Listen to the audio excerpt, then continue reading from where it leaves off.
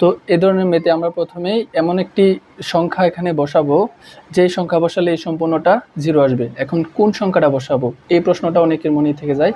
প্রথমে কি করবেন, এটা হচ্ছে লিডিং পয়েন্ট, অর্থাৎ এটা আপনার এই পুরা মেথটার সবচেয়ে বেশি পাওয়ার কার, এক্স কিউবের সাথে যে শকটা আছে 18, এটা হচ্ছে 18, আর এটা হচ্ছে তাই এটা হচ্ছে লিডিং পয়েন্ট। আর এই সর্বশেষ সংখ্যাটা হচ্ছে 2। এই দুইটার প্রথমে উৎপাদক নির্ণয় করবেন, অর্থাৎ 18-র উৎপাদক হচ্ছে 1 2 3 6 18, আর এই 2 এর উৎপাদক হচ্ছে 1 এবং 2। তো তারপর কি করবেন, এই যে উৎপাদকগুলো আছে x এর মান হবে, অর্থাৎ আমরা যে মানটা বসালে 0 পাবো সেই মানটা হবে প্রথমে এই সংখ্যার উৎপাদকগুলো বসবে। প্রথমে 1 বসলে, আর এখানে 1 1/1 মানে কত 1, একটা মান পেলাম 1, আরেকটা মান যদি চিন্তা করি 1/2 1/3, এরকম 1/2 1/3 1/6 1/18, তারপর 2/1 2/2 মানে তো 1 2/3 2/6 এবং 2/18। অর্থাৎ কী করলাম, আমি প্রথমে এই যে এই সংখ্যাটা আছে এই সংখ্যাটার সাথে আমরা 18 এর উৎপাদকগুলোরকে ভাগ করলাম। ভাগ করার পর যে মানগুলো পেলাম ওই মান থেকে যে কোনো একটা মানই হবে, এখানে বসালে 0 আসবে। অর্থাৎ আমরা প্রথমে কত বসাবো, 1 বসাই দেখবো এখানে 0 পাই কিনা। এটা সম্পূর্ণটাই রাফ খাতায় করবেন। তারপর কত বসাবেন, 1/2 বসাবেন 0 পান কিনা, তারপর 1/3 বসাবেন 0 পান কিনা। অর্থাৎ এভাবে যদি আমি এখানে 1 বসাই তাহলে আসবে 18, আর ইন্টু 1 কিউবে কত 1 কিউব আছে দিলাম, plus 15 into 1 square minus x এর মান 1 ধরেছি -2। এখন এটা ক্যালকুলেশন করলে কখনোই 0 আসবে না। এখন 1/2 বসাবেন, তারপর 1/3 বসাবেন। এভাবে আপনারা বসালে দেখবেন 1/3 বসালে 0 আসে। তো আমি দেখাই কিভাবে 1/3 আসলে 0 আসে। তো এখানে লিখবেন f of x সমান এটা কি f of x এর একটা ফাংশন ধরে নেবেন। f of x সমান হচ্ছে 18x cube plus 15x square minus x minus 2। তারপর কি করবেন, যে মানটা 0 হবে সেই মানটা এখানে ধরে বসিয়ে দেবেন। f of 1/3 সমান 18 থাকবে, x এর মান বসবে এটা 1/3, কিউব আছে কিউব দিলাম, প্লাস আছে প্লাস দিলাম, 15 থাকবে, x এর মান বসবে 1/3, স্কোয়ার আছে স্কোয়ার দিলাম, মাইনাস x এর মান বসবে 1/3, মাইনাস 2 আছে 2 দিলাম। তারপর কি করব, এটার সাথে কিউব আছে কিউব করব, 18 থাকুক ইন্টু 1 কিউবে 1 3 কিউবে 27 প্লাস 15 ইন্টু 1 স্কোয়ারে 1 3 স্কোয়ারে 9 মাইনাস 1/3 মাইনাস 2। এরপর 18 এটার সাথে গুণ আছে, 18 এর সাথে 1 গুণ করলে 18 নিচে 27 প্লাস 15 এর সাথে 1 গুণ করলে 15 নিচে 9 মাইনাস 1/3 মাইনাস 2। এরপর আমরা কি করব, 27 9 3 এবং 1 এর লসাগু নির্ণয় করব। আশা করি লসাগু পারেন। তো আমি সরাসরি লসাগুটা লিখলে আমি জানি যে এটা এখানে 27 লসাগু আসবে।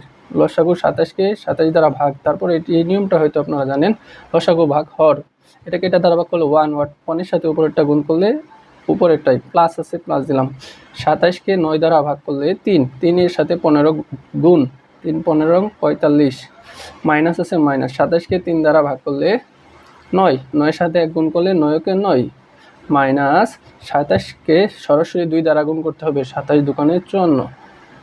তো এটা ক্যালকুলেশন করলে আসবে 63 প্লাসের আর হচ্ছে 54 মাইনাস 63, আর নিচে আছে 27। এখন দেখেন 63 থেকে 63 বাদ দিলে উপরে চলে আসলো 0 আর নিচে 27। আমরা জানি 0কে কিছু দ্বারা ভাগ করলে ভাগফল 0 আসে, অর্থাৎ আমরা এই মানটা বসিয়ে কত পেলাম, 0 পেলাম। আমি এটাই বলছিলাম, এখান থেকে যে কোনো একটা মান বসালে 0 আসবে। এখন কোন মানটা বসাতে হবে সেটা হচ্ছে এখানে বসিয়ে দেখতে হবে 0 আসবে।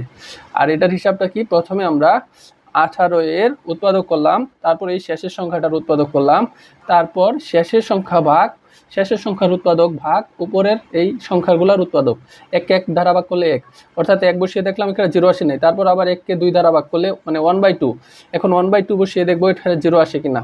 তারপর 1কে আবার 3 দ্বারা ভাগ করে 1/3, এখন 1/3 বসিয়ে দেখবো এখানে 0 আসে কিনা। 1/3 দ্বারা চলে আসলো, তাহলে আর অন্য মানগুলো দরকার নাই।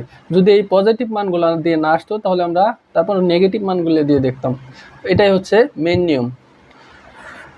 তো দেখেন এরপরে কি করব, এরপর লিখব যে সুতরাং এফ অফ এক্স এর উৎপাদক হচ্ছে এফ অফ এক্স এর একটি উৎপাদক হচ্ছে, সরি একটি উৎপাদক, এখানে কি লিখতে হবে, একটি উৎপাদক হচ্ছে, একটি উৎপাদক হচ্ছে এক্স আর মাইনাস যে মানটা নিয়েছিলাম 1/3, এটা হচ্ছে একটা উৎপাদক। এরপরে নিয়ম হচ্ছে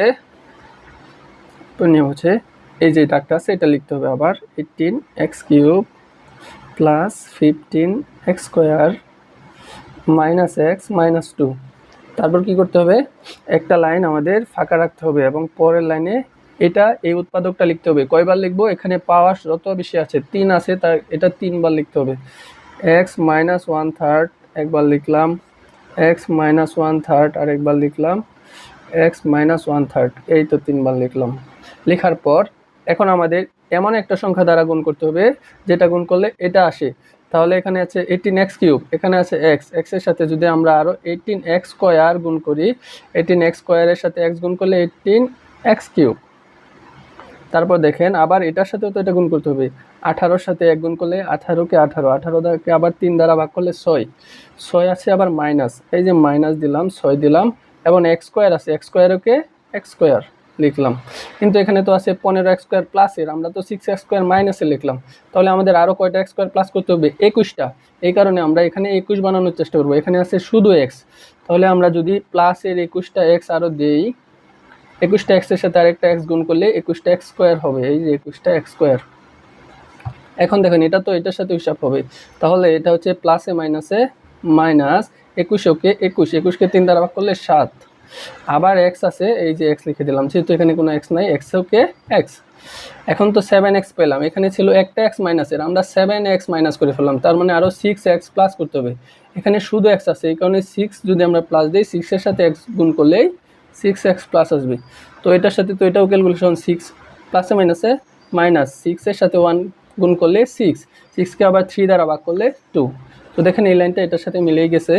তো আমরা যেইগুলো মিলছে এগুলো একবার লিখবো, এক্স মাইনাস 1/3, আর হচ্ছে যেগুলো মিলে নাই 18x² প্লাস 21x প্লাস 6, এটা আরেকবার লিখবো।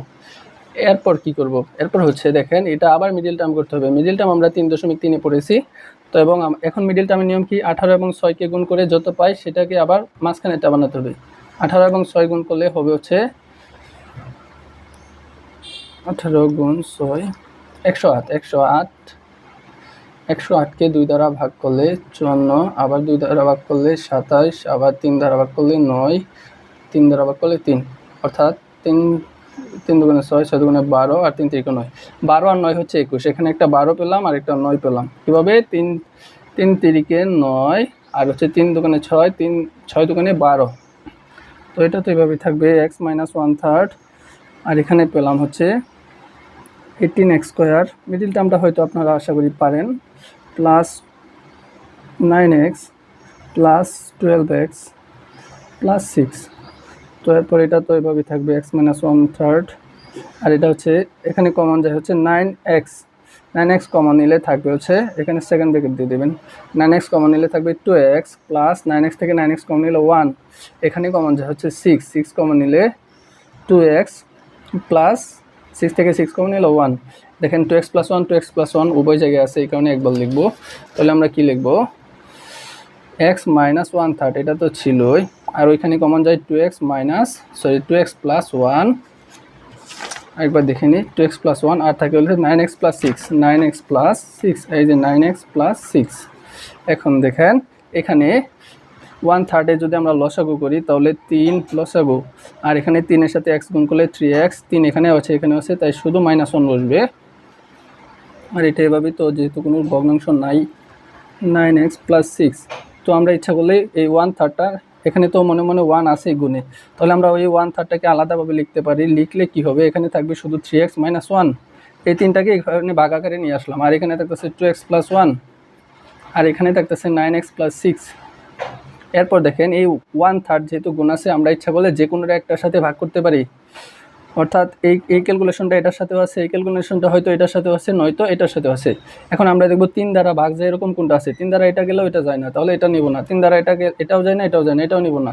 3 দ্বারা এটাও যায়, এটাও যায়, উভয়টাই যায়, এরকম একটাই মানটা বসিয়ে দেবো। আর যদি না হতো তাহলে এটাই অ্যান্সার হতো। তাহলে আমরা এখানে যদি এই 3টা নিচে ভাগ করে দিই, 9কে 3 দ্বারা ভাগ করলে 3 হবে।